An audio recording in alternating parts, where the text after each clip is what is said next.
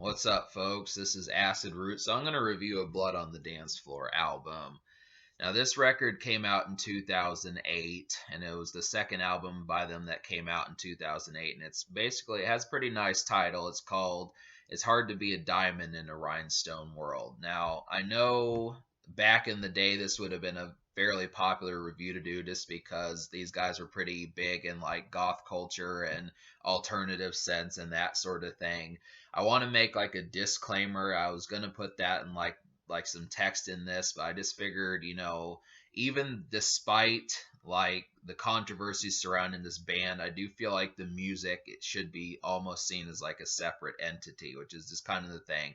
I mean, it's not just the one band member that had the problems that there was in this group. So there were other band members. There was like a team that put this music together, and I just don't know if we're just completely supposed to throw this music in the garbage from thus point forward. It's just kind of one of those things. It's not on Spotify. It may not be on places like Tidal and Amazon Prime and that sort of stuff, but I do feel like at least it deserves some degree of like recognition just because it was popular music back in like 2008, 2009, 2010, and the early 2010s, that sort of era. But I just kind of question, what should the aftermath of this music kind of be, if we should just completely erase it from existence and play Amnesia, or if we're gonna at least give some of the music like a chance to kind of be palpable. So that's kind of the thing.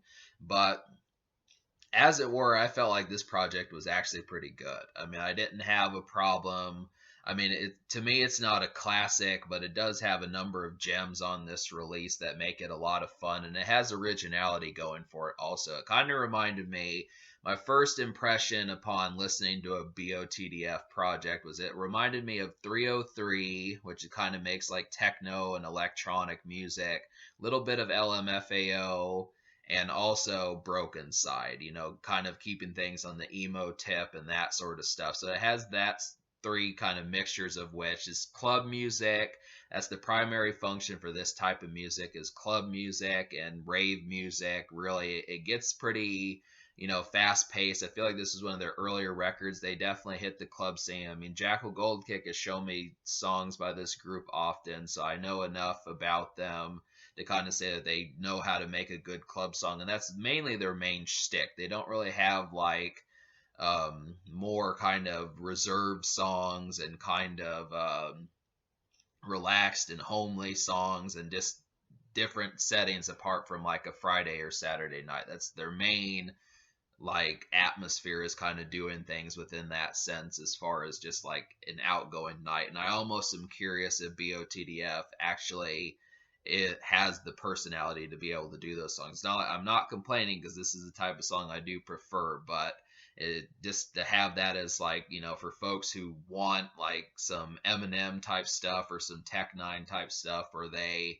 you know, reveal things about their personality, their personal problems, family problems or whatever they're going through. There's not really a lot of that. So it's basically kept at face value, which is just find someone and dance with them at the club. That's the main kind of context that goes along here.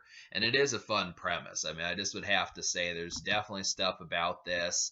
I'm going to go ahead and list the singles just because there were 3 on here, and they were fun. So the one of which is S My D, which I think you can gather what, I mean, shouldn't have to say what that stands for, but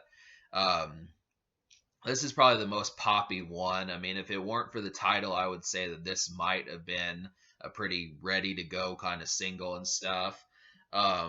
Some of the lyrics on here are kind of forward in a lot of ways, but I think it just kind of has to do with like a different sense. I mean, these are not like starting songs that you want to start with. They do have like starting songs for, honestly, looking at the sense of not being just so completely for or informal with the person right off the bat. But I do, it's something to notice, is just kind of saying that you do have to have a sense of familiarity with some of these folks before listening to some of them. So that's kind of the thing. S My D is such a song. Another song like that is I'm a Monster, and maybe Keys to the Bakery, some of those type songs. But I did like the title track, named after the band Blood on the Dance Floor. That was a really nice club song, and that's a single also. Perfect kind of feel for like a club setting. I mean, a lot of these just are ready to go, kind of have that vibe right off the bat. So these are just playlist songs, car songs for cruising, and dance songs. There's plenty of stuff to get down to. Um, and there was another one. I'm trying to find the single here. What was it? I think it was. I want to say it was "Save the Rave," which is another good one. I'm gonna listen to that because I don't remember. Yeah, "Save the Rave" basically has an yeah, that's another great club song. So yeah, I would have to say Blood on the Dance Floor knows how to do club songs. They nail that real well for the most part. But then you'd wonder, okay, well, then why does it seem like you're getting ready to give this album a mixed review? And that's what we're going to talk about. I'm going to talk about some of the other hits on this project.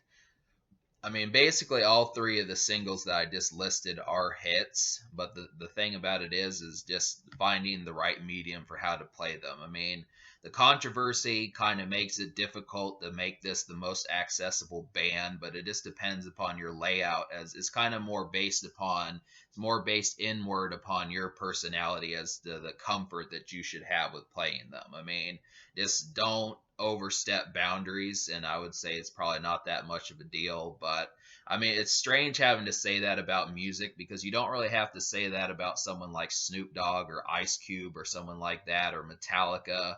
But there is music that kind of has like those certain categories. I mean, it's just like Michael Jackson. I mean, he's, with all the crap with him, it's difficult just to figure out, okay, well, when can I actually listen to this music, or should we just forget about albums like Thriller forever? This is kind of the thing. It's music that's good, but it just comes with like a toll on it, and that's kind of the thing about it.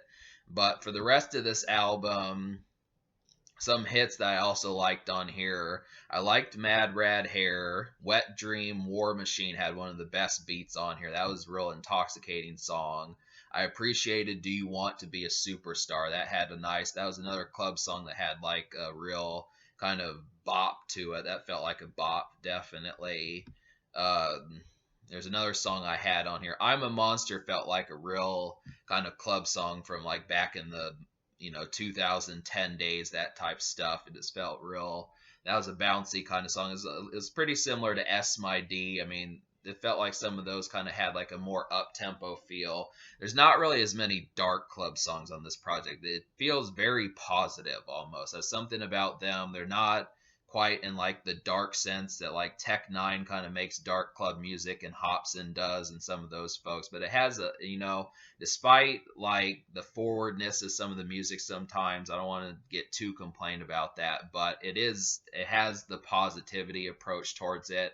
I mean, these band members sound like they're having a jovial time and they're enjoying themselves, so it's at least something to say that they're peppy, and that's kind of the thing there. But to talk about some of the songs I didn't enjoy, some of these songs did get kind of messy. I feel like because they're in their early days, wasn't really too big a fan of Keys to the Bakery and the title track, It's Hard to Be a Diamond. I mean, some of these, I've seen their essence of being able to make good club songs, but a lot of them just had lots going on and they didn't mesh well in terms of the listenability of some of them.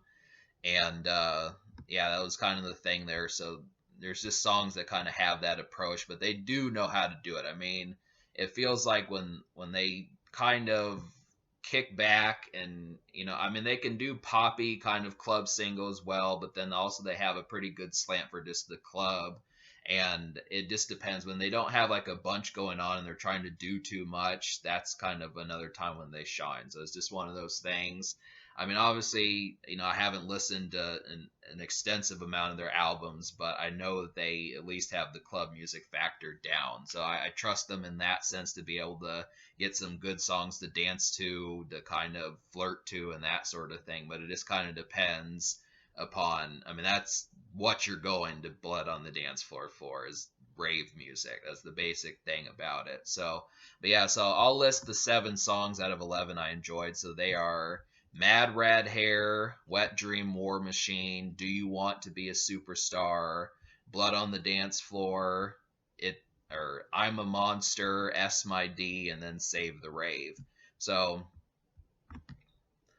all of which had a nice fit to them. I feel like this is just something to look up just within that sense in terms of getting like accurate club music and just, I mean, really, it's just a weekend number. That's the best way to describe it. Is, you know, honestly, I think in some senses it can probably be made for like blue collar and workforce type folks, but it really leaves you having a job as mostly an afterthought. It's as if you just go to the club and wake up every day at 6 p.m. every single day, which I don't have a problem with, but just, you know, I say sometimes I don't like blue collar music, but I would have liked to have known what like Vanity and some of the other band members, you know, what's in their day shift, you know, what goes on in their day schedule. But I'm gonna give this album a 7 out of 10. I feel like it gets a 7 just because it's original and it's fun, which is definitely a factor here. It's fun, it's original, has some good push, and it kind of keeps up the energy well. But it's just the controversy and, you know, the lack of kind of I don't want to say just lack of other songs, but just the lack of you know, kind of extra personality, like what else they do besides the club. I mean, like I said, I can take a whole club album, but I would like to know, you know, some other shades just as far as like, okay, well, I don't know. I mean, I can't complain about that just because the way I'm trying to complain about it is not so much like I want like boring numbers in here, but just kind of stuff that's not just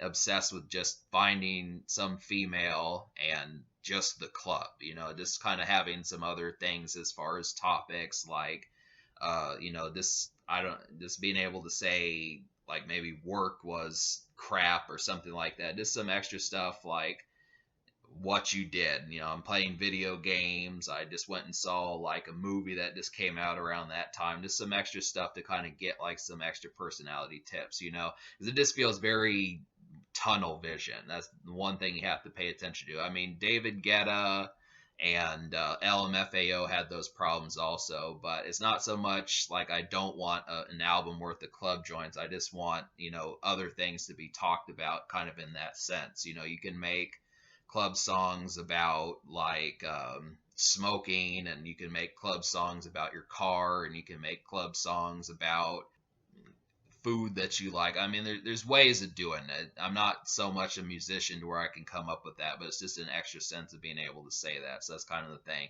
But the social score gets a 9 just because they had, you know, it's rave music, it's outgoing, it's fun. It had 3 good singles. So that should tell you what you need to know about it. But yeah.